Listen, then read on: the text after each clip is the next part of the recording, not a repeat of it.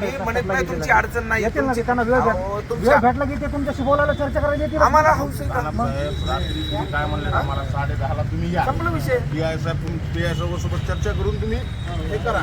ही इथली प्रोसेस झाली, ती पोलीस स्टेशनची प्रोसेस वेगळी आहे. ऐका तुम्ही तिथं- तिथंच आहे ना. हे बघा, ह्यांना काही कळत, यांना कळत आमचं पळून गेलं आणि यांना कुठं दाखल पाहिजे. एफ आय ची कॉपी द्या ह्यांना, यांचा जबाब घ्या. तुम्ही म्हणले ना आम्ही सगळं करतो. आता दुबाले साहेब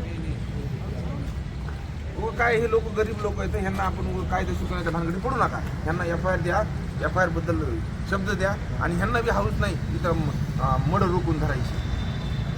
हे अशा दुःखद घटनामध्ये कोण राजकारण करत बसलंय?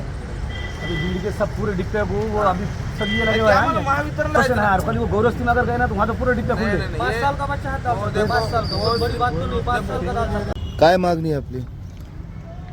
बालेपीर भागामध्ये रात्री डीपीचं शॉप लागून एक 14 वर्षाचा मुलगा मयत झाला. आमची अशी मागणी आहे की रात्री आम्ही ग्रामीण पोलीस स्टेशनला गेल्याच्या नंतर पोलीस स्टेशनकडून आम्हाला असं कळवण्यात आलं की आपण खबर द्या, आम्ही याच्यावर गुन्हा दाखल करू.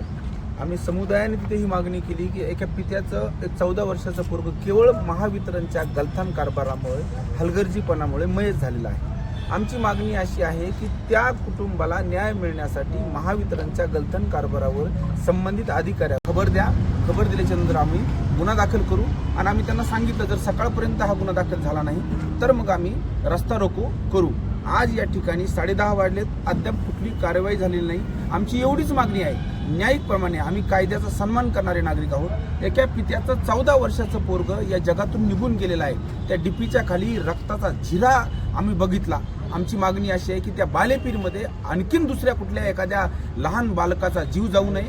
ज्या लोंबकळणाऱ्या तारा आहेत, असुरक्षित असणाऱ्या डीपी आहेत, या सगळ्या दुरुस्त कराव्यात आणि ज्यांच्यामुळे यांचं लेकरू गेलेलं आहे त्यांच्यावर सदोष मनुष्यवधाचा गुन्हा दाखल करावा. आता 10:30 वाजलेत, 11:30 पर्यंत कार्यवाही व्हावी आणि त्याच्यावर एफ आय आर व्हावा अशा प्रकारची मागणी आहे.